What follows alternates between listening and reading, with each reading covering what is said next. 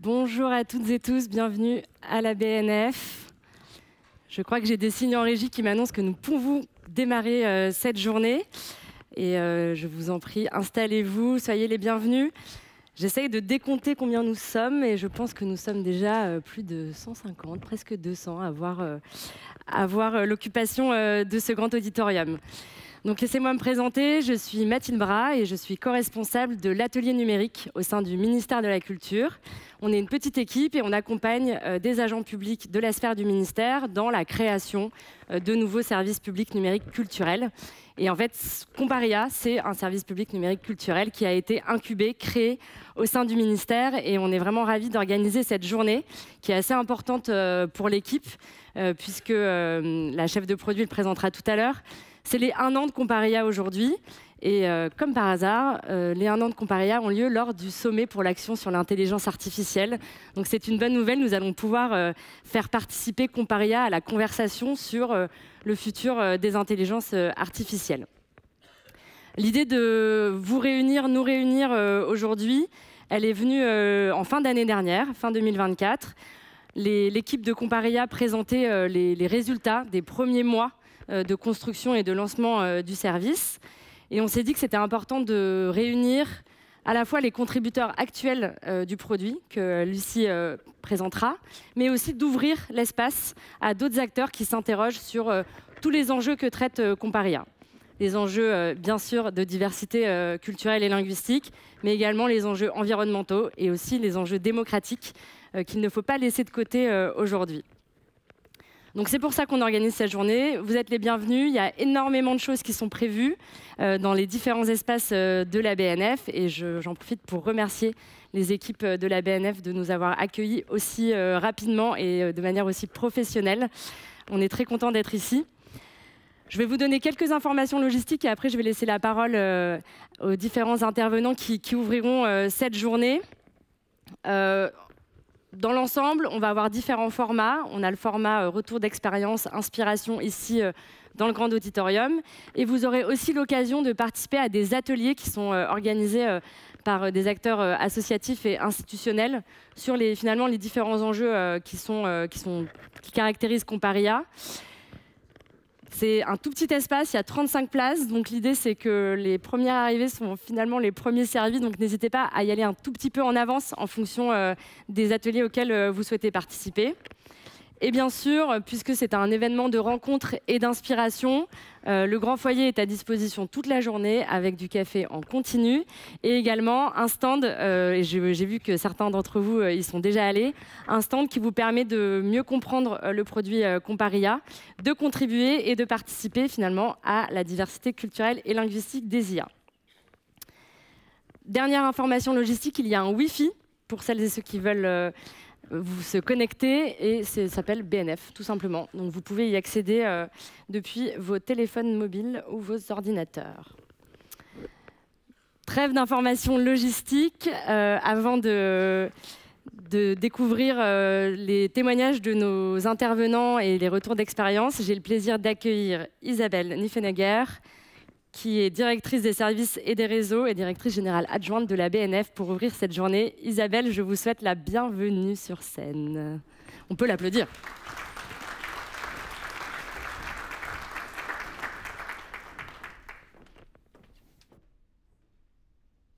Merci Mathilde. Bonjour à tous.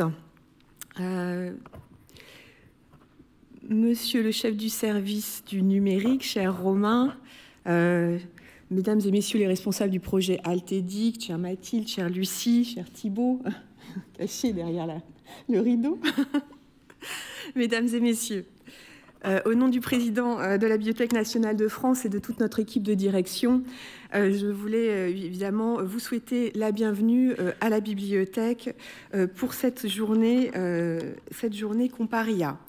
Alors cette journée, elle ouvre un moment tout particulier de réflexion et d'échange autour de l'IA, on vient de vous le dire, qui a été voulu par le gouvernement français et qui débutera demain, et c'est symbolique à mon sens à bien des égards, par un week-end dédié à la culture, dans ces mêmes murs. Engager cette conversation à la BNF, c'est aussi, à mon sens, très significatif tant le dialogue entre le patrimoine culturel et l'innovation sont au cœur du projet de création de cette bibliothèque nationale de France sur ce site, un site dont on va fêter les 30 ans à la fin du mois de mars, 30 ans qui seront aussi 30 ans d'innovation technologique, et on le rappellera jamais assez.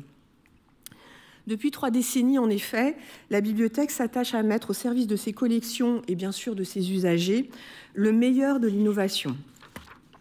Dès les années 90, elle a mené une politique de numérisation massive avec l'objectif de constituer et de préserver durablement un patrimoine numérique national souverain, qu'il s'agisse de ses propres collections, mais aussi des collections, et on le sait souvent pas autant, de ses quelques 200 partenaires en région. Gallica, sa bibliothèque numérique, est devenue aujourd'hui non seulement la bibliothèque numérique de la BNF, mais aussi la bibliothèque numérique nationale, et elle agrège plus de 11 millions de documents patrimoniaux qui viennent de partout en France et auxquels ont été appliqués très tôt, et ça aussi c'est quelque chose qu'on ne sait pas toujours, des technologies d'OCR puis d'OLR. Et c'est grâce à cet engagement précoce et continu, qui a évidemment été fortement soutenu par les pouvoirs publics, et on mesure notre chance, parce que ce n'est pas le cas de beaucoup d'autres grandes bibliothèques étrangères. On a vraiment, à la BNF, été soutenu pour cette politique de numérisation dès les origines et de manière continue. C'est grâce à cet engagement que la BNF dispose de l'un des entrepôts de données en langue française parmi les plus vastes au monde et les mieux structurés. Aujourd'hui, la BNF, c'est 480 milliards de mots, avec un accroissement de 7,5 milliards par an, auxquels s'ajoutent 2 pétaoctets de données audiovisuelles et 2 pétaoctets de données issues des archives du web. C'est un réservoir aussi qui se caractérise non seulement par sa masse, mais aussi parce que c'est une masse qui finalement, si on regarde de grands gigantesques réservoirs de données, peut paraître bien modeste, mais c'est un réservoir qui est intéressant parce qu'il a une profondeur historique et aussi une diversité de contenus et de langues qui est assez unique au monde. Et puis en matière d'IA, vous le savez, c'est pas tant la donnée qui compte, bien sûr ça compte, mais c'est la qualité et la certification de cette donnée. Et à la BNF, à l'instar des autres grandes bibliothèques dans le monde, et très souvent en avance de phase par rapport à nos homologues, on a fait de la donnée ce qu'on a appelé à l'époque déjà l'or noir des bibliothèques, un pilier de notre stratégie. Depuis plus de 10 ans, la BNF explore la notion de collection comme donnée, collection as data, comme nous disent nos collègues anglais. C'est vraiment une notion qu'on travaille depuis plus de 10 ans. Et autour de cette notion, l'idée de constituer un réservoir non seulement de données numériques, mais aussi un réservoir de notices bibliographiques, 18 millions aujourd'hui, 18 millions de notices bibliographiques structurées, certifiées, vérifiées, et qui bientôt, grâce à une migration de très grande ampleur de notre catalogue dans un nouveau format international, vont devenir 80 millions d'entités réutilisables par les moteurs de recherche et les IA. Et ça, c'est pas dans 10 ans, c'est en fait en 2026. Ce réservoir fait d'elle un acteur majeur de la fourniture de données libres de droit pour la fouille de données et l'entraînement des modèles. Ces données, évidemment, c'est d'abord à son public de chercheurs que la BNF les a mis à disposition dans le cadre de sa mission de soutien à la recherche. Elle a ainsi créé en 2021 un Data Lab, un laboratoire à la fois physique et numérique qui facilite l'accès aux équipes de recherche à ces données.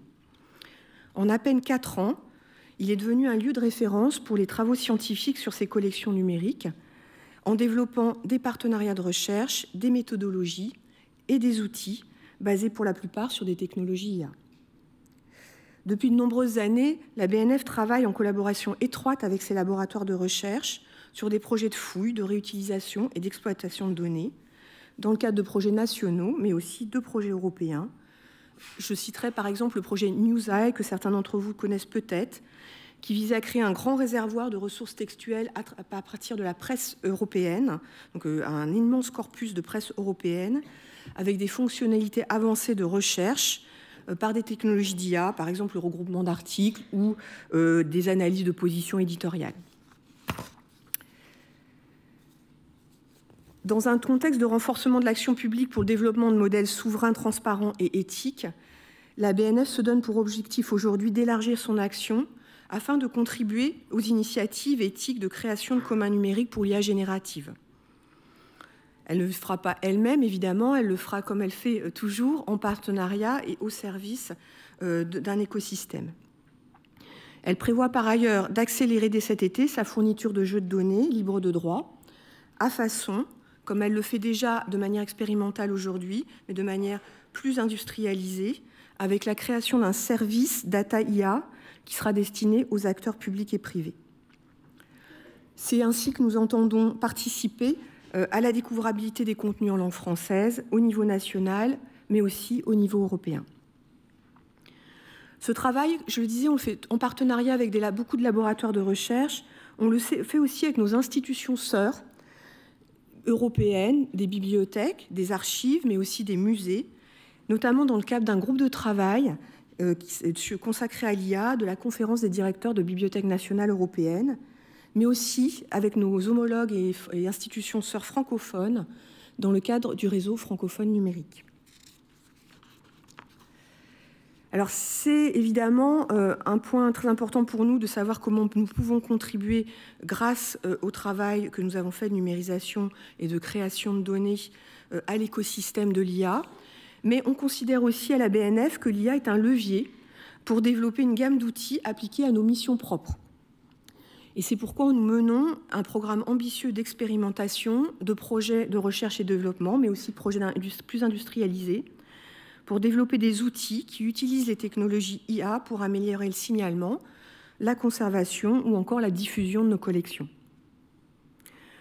Vous verrez, je vous cite un de nos projets, mais il y en a bien d'autres, le projet Gallica Images, qui vise à construire d'ici 2026 une base de données publique, richement indexée grâce à l'IA, accessible à tous, et qui sera riche de plusieurs millions d'illustrations, photographies, estampes, cartes et plans illustrés.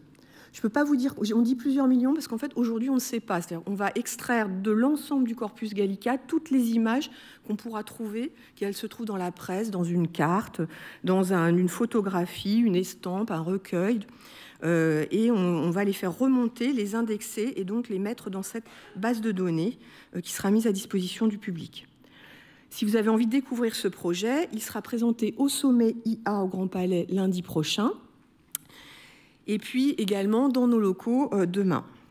Et il mettra les trésors iconographiques de la BNF à portée d'un clic, parce qu'on souvent on pense à la BNF pour ses données textuelles, mais en réalité la BNF est riche et plus riche encore de données iconographiques. Ce sont ces 30 ans d'innovation et la galaxie de nos projets en cours que nous vous invitons donc à découvrir demain, parmi plein d'autres propositions imaginées par le ministère de la Culture lors du week-end culturel du sommet IA que nous accueillons donc à la BNF le samedi. Alors, la BNF, je le disais, elle travaille en écosystème, elle travaille en partenariat, et notamment avec le projet Comparia et avec le projet Languia. Pourquoi ? Parce qu'elle partage l'idée qui est au cœur, à mon sens, du projet Comparia, que l'IA doit être pensée au service de l'intérêt général et dans l'esprit des grands principes édictés par la recommandation sur l'éthique de l'IA à l'UNESCO en 2021. L'ensemble de nos projets s'inscrivent dans ces principes et dans les principes qui guident notre institution en tant que service public et en tant que tiers de confiance à travers le dépôt légal des auteurs, des éditeurs et des producteurs de contenus culturels. Ces principes, ce sont la diversité et la représentativité des données, bien sûr, j'en parlais, la diversité de nos données, la protection des droits des créateurs, mais aussi la réduction de l'impact environnemental sur lequel nous avons commencé à travailler de manière active. Participer au projet Comparia pour la BNF, ce projet d'évaluation de modèles, c'est nous inscrire dans la continuité de ces principes. Nous partageons par ailleurs pleinement l'objectif du projet Comparia de sensibiliser les citoyens à l'IA, comme on a pu le faire pour l'éducation aux médias ou pour l'éducation à l'image. Au moment où nous assistons à une accélération sans précédent des technologies d'IA et que des visions très divergentes à travers le monde sur le rôle qui doit être celui des pouvoirs publics face aux bouleversements sociétaux que l'IA engendre, je pense que le débat est suffisamment vif en ce moment sans que je rentre dans les détails. Accueillir cette journée est pour nous l'occasion de contribuer aux réflexions menées par le ministère de la Culture avec l'ensemble des acteurs de l'écosystème pour cheminer vers un modèle d'IA francophone qui soit respectueux de nos valeurs démocratiques. Cher Romain, merci d'avoir, et cher Paul, qui n'est pas aujourd'hui là, mais que je salue, merci d'avoir choisi la BNF pour engager ce débat essentiel. Et merci à vous tous pour les contributions que vous allez y apporter tout au long de cette journée, que nous allons écouter avec beaucoup d'attention. Je vous remercie de votre attention. Merci beaucoup. Alors, je crois que mon micro ne fonctionne pas. Si, il fonctionne. Merci beaucoup, Isabelle Niffenegger.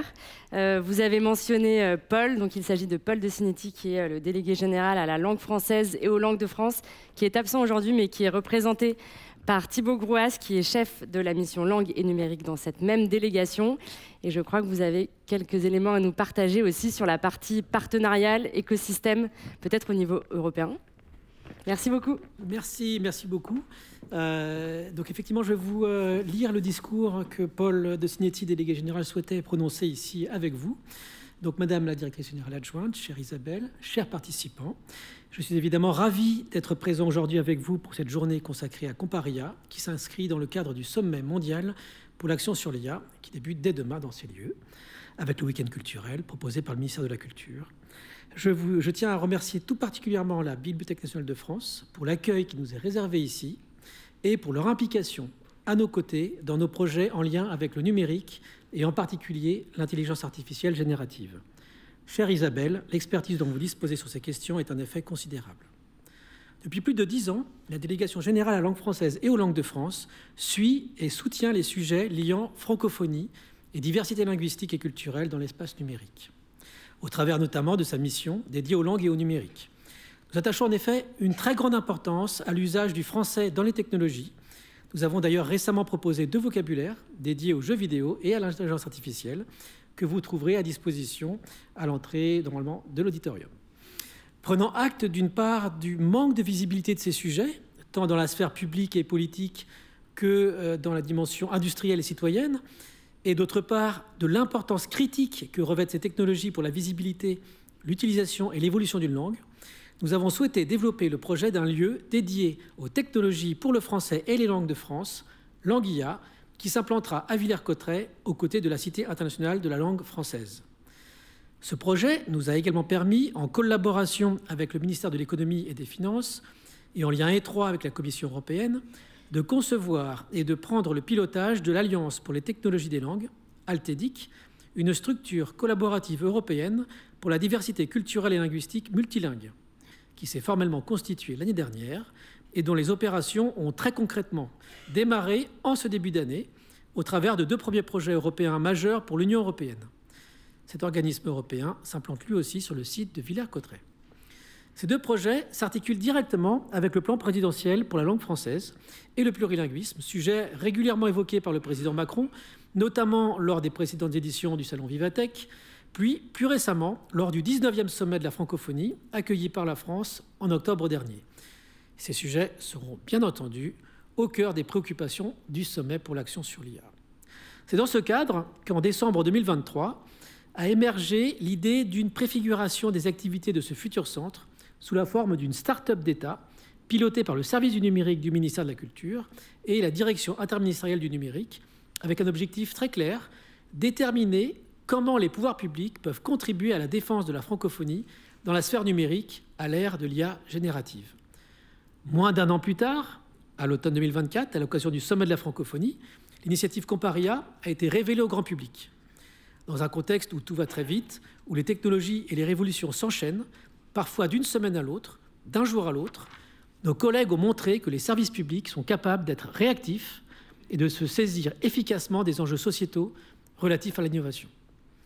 Comparia est une réussite dont nous sommes fiers, car elle offre aux citoyens la possibilité de reprendre le contrôle et de s'approprier, de comprendre concrètement ce que l'intelligence artificielle peut ou ne peut pas leur apporter. Comparia remet aussi la langue, objet culturel par excellence, au centre de la question technologique, ce qui est fondamental. Les initiatives de ce type seront de plus en plus nécessaires à mesure que l'usage de l'intelligence artificielle se propage, à la fois pour protéger la diversité linguistique et culturelle, pour stimuler l'esprit critique de nos citoyens et pour continuer à voir dans l'innovation le moyen de créer des communs et des objets de partage. Longue vie à Comparia. Merci beaucoup. Merci beaucoup Thibaut Grues.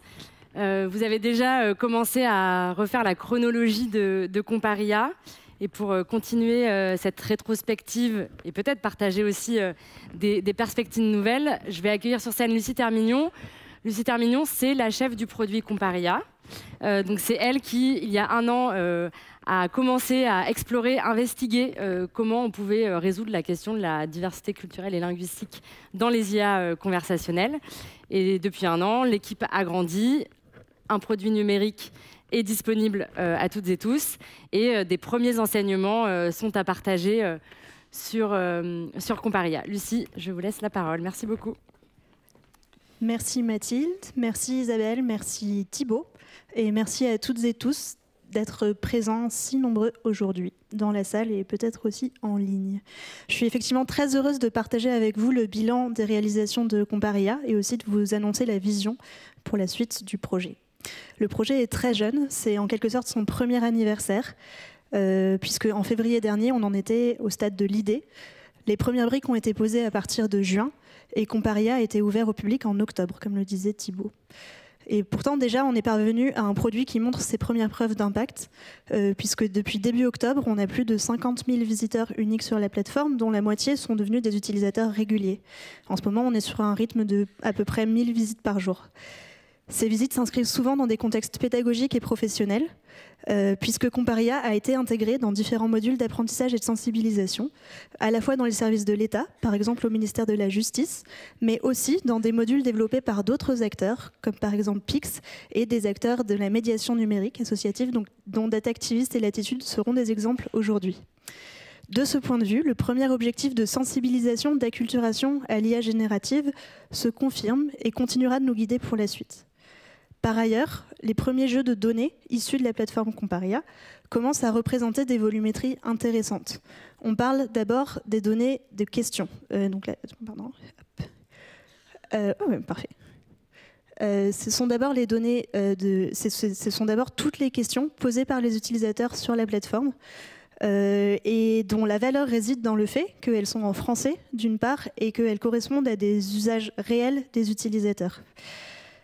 Donc sur ce jeu de données, on a déjà plus de 60 000. Dans ce jeu de données, on a déjà plus de 60 000 lignes, ce qui est une première victoire en soi.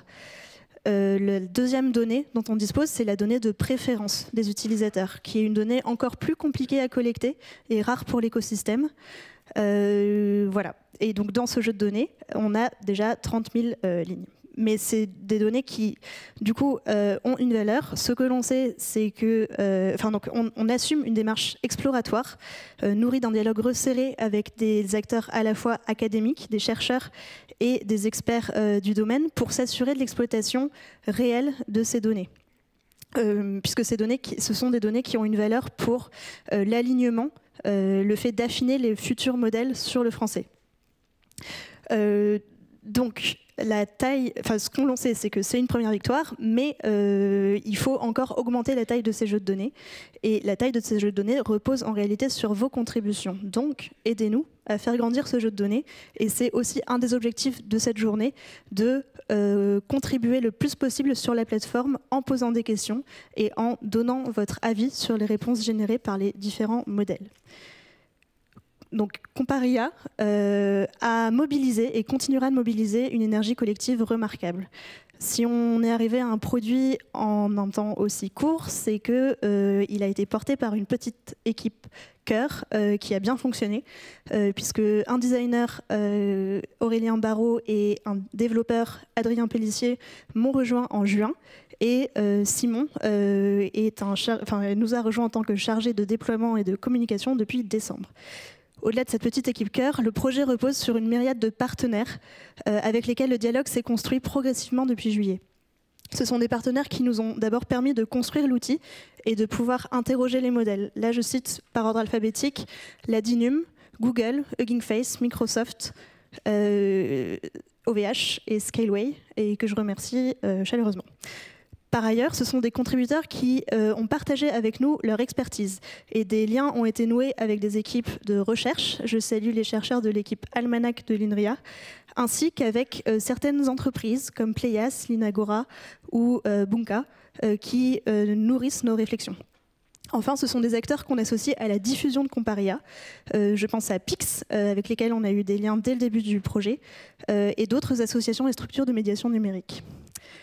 Au-delà de cet écosystème partenarial diversifié, le projet repose enfin sur les liens avec les usagers. Ouais. Et c'est les usagers dont les retours continus ont été le moteur de nos améliorations. Je tiens à souligner combien ces contributions sont essentielles pour affiner notre démarche et rendre toujours plus pratique et pertinent l'outil. Il y a quelques mois, on lançait donc Comparia avec une double ambition, d'une part de créer un outil de sensibilisation citoyenne au fonctionnement et à l'utilisation des IA conversationnelles, mais aussi de collecter à travers cet outil des données difficiles à produire, rares pour l'écosystème et qu'on s'engage à repartager à terme librement. Ces données qui sont utiles pour améliorer les prochains modèles d'IA conversationnels sur les usages francophones, on l'espère. Donc aujourd'hui, on a construit un commun numérique ouvert, transparent, gratuit, qui permet d'accéder simplement à plus de 20 modèles d'IA différents, petits, grands, open weights et propriétaires. À travers cet outil, c'est la possibilité pour tout un chacun d'explorer librement les comportements de ces systèmes, d'interagir avec eux et de développer au fur et à mesure la bonne distance critique à leur égard.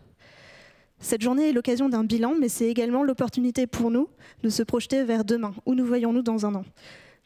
Il s'agira d'abord de continuer les objectifs actuels, à savoir déployer le produit, faire en sorte que Comparia soit largement utilisé par le plus grand nombre dans des contextes pédagogiques, professionnels, voire personnels. Il s'agit aussi de faire en sorte que ces jeux de données atteignent une volumétrie suffisante, soyons ambitieux, atteignons 100 000, et aidez-nous pour ça, et prouvent leur valeur auprès des acteurs industriels, académiques, pour les besoins d'évaluation, d'alignement des modèles, mais aussi servent à la communauté des chercheurs dans le domaine des sciences sociales, car l'outil est aussi, au fond, un formidable observatoire des pratiques des utilisateurs. Mais notre ambition va plus loin. L'objectif est que Comparia se déploie, mais aussi que Comparia s'élargisse à d'autres langues. La plateforme a été pensée dans un premier temps sur les usages francophones, mais notre vision à terme, dans un avenir plus ou moins proche, serait de décliner le dispositif à d'autres langues européennes, souvent moins bien dotées que le français. L'objectif est enfin que Comparia inspire, puisqu'il s'agit d'une plateforme développée en open source, le code est ouvert, transparent, partagé en commun à la communauté, et il s'agit donc de briques qui sont réutilisables et qui peuvent devenir source d'inspiration pour créer de nouvelles applications. Donc que différents acteurs s'emparent de Comparia pour le spécialiser sur de nouveaux types de données, pourquoi pas le son, ou en fonction de besoins d'évaluation spécifiques. Aujourd'hui, cette journée constitue donc pour nous un point d'étape de réunion des différentes parties prenantes du projet, de l'écosystème, peut-être de rencontres de partenaires à venir, mais c'est aussi un temps de prise de recul et en fait un prétexte pour échanger sur les défis sociétaux portés par l'émergence de ces systèmes d'IA conversationnels sur les plans éthiques, politiques, environnementaux. La programmation de cette journée a été pensée pour aborder ces 4 enjeux portés par Comparia. Donc les jeux de données répondent au fond à la question de comment, répondent à l'ambition de répondre à la question de comment favoriser le respect de la diversité culturelle et linguistique dans les modèles d'IA, mais plus généralement, ça pose la question de comment évaluer et contrer les biais potentiels des modèles de langage. On aborde aussi les enjeux écologiques, comment informer et rendre plus transparent l'impact environnemental des IA génératives, et enfin des enjeux d'éducation, comment éduquer, former à l'utilisation de ces systèmes et réciproquement mettre l'IA au service de l'éducation, l'IA générative. Il s'agit au fond de s'interroger collectivement sur la place que nous souhaitons donner à ces modèles dans nos pratiques individuelles et collectives. Donc nous aurons la chance d'écouter des témoignages de différents acteurs qui répondent chacun à leur manière à ces différents enjeux. Et en parallèle de ces interventions, différents ateliers collaboratifs en plus petits comités permettront de s'approprier pour les participants de manière plus active ces questions. Enfin, dans le grand foyer, comme le disait Mathilde, un buffet est servi en continu et on a aménagé un espace comparaton où vous pourrez être guidé dans l'écriture de prompts, rencontrer l'équipe produit et suivre en direct les dernières questions posées sur la plateforme. J'en profite pour vous annoncer, faire la publicité de trois fonctionnalités qu'on a développées spécifiquement pour la journée et qui, au fond, s'inscrivent dans ces 4 axes du projet. La première chose, c'est qu'on a développé ce mode de choix, de sélection des modèles. Jusqu'à présent, c'était toujours une sélection aléatoire de modèles. Et au fond, on a rajouté trois possibilités. Le fait soit de choisir ces modèles, 2 modèles, quand on sait quel modèle on veut interroger. Et aussi 2 autres modes. Un mode, entre guillemets, David contre Goliath, un petit contre un gros modèle, et voir comment ils réagissent à une question donnée. Et un mode qu'on appelle économe et qui répond à cet enjeu justement de responsabilisation des usages sur le plan écologique, où on interroge uniquement des modèles piochés au hasard parmi les modèles de plus petite taille. Ça, c'est la première chose. Par ailleurs, on a ajouté une nouvelle catégorie de prompts qui s'inscrit dans cette temporalité du sommet de l'IA et qui est issue de l'enquête, de la consultation citoyenne qui avait été portée par Make.org et d'autres acteurs sur le rapport des citoyens à l'IA générative. Donc ce sont des questions de société sur l'IA qui sont suggérées à l'utilisateur et du coup vous pourrez observer comment les modèles réagissent à ces questions qui les concernent. Et enfin, pour vous inciter à contribuer sur la plateforme et répondre, à devenir acteur de l'augmentation de ces jeux de données, on a ajouté une jauge qui vous permet de suivre en temps réel l'évolution du nombre de contributions dans la journée. Donc, nous souhaitons que cette journée soit un espace d'échange. Vos retours et vos suggestions continueront de nourrir nos réflexions et d'orienter l'évolution du service. Que cette journée soit aussi un humble témoignage de la vivacité et de la diversité de l'écosystème sur lequel le projet Comparia repose et sans lequel il n'aurait pas de sens. Merci donc à tous pour votre présence et votre engagement et que cette journée soit riche en découvertes et en perspectives nouvelles. Merci beaucoup. Merci beaucoup, Lucie. Merci beaucoup, Lucie.